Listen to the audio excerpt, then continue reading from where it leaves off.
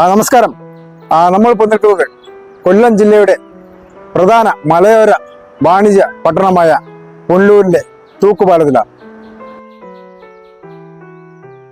കേരളത്തിലെ പ്രധാന നദിയായ കല്ലടയാറിന്റെ ഇരുകരകളെ തമ്മിൽ ബന്ധിപ്പിക്കുന്ന 1871 തിരുവിതാംകൂർ മഹാരാജാവ് ശ്രീ ആയില്യം തിരുനാൾ ആവിഷ്കാരം ചെയ്ത പ്രധാന വാണിജ്യ പാതയാണ് ഈ പുനലൂരിലെ ഈ തൂക്കുപാലം.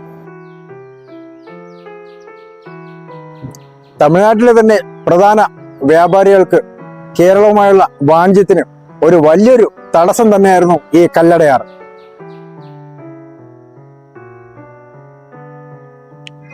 ആയിരത്തി 1871 അന്നത്തെ തിരുവിതാംകൂർ ദിവാനായിരുന്ന നാണുപിള്ള ഇവിടെ ഒരു പാല നിർമ്മാണത്തിന് അനുമതി നൽകുകയും അന്നത്തെ ബ്രിട്ടീഷ് സാങ്കേതിക വിദഗ്ധനായിരുന്ന ആൽബർട്ട് ഹെൻറിയുടെ നേതൃത്വത്തിൽ ഈ പാലം 1877 പൂർത്തീകരിക്കുകയാണ് ഉണ്ടായത്.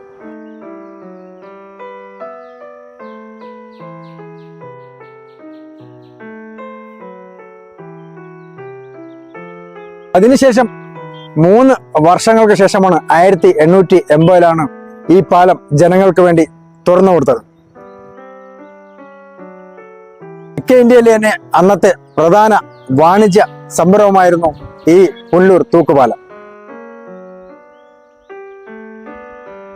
അന്നത്തെ വിദഗ്ധ ബ്രിട്ടീഷ് സാങ്കേതിക വിദഗ്ധന്റെ കീഴിലുള്ള ഈ പുനലൂർ തൂക്കുപാലം ഇന്നും കേരള പുരാവസ്തു വകുപ്പിന്റെ കീഴിലും ലോക പൈതൃക പട്ടികയിൽ ഇടം പിടിച്ചിരിക്കുകയാണ് ഈ പുനലൂർ തൂക്കുപാലം.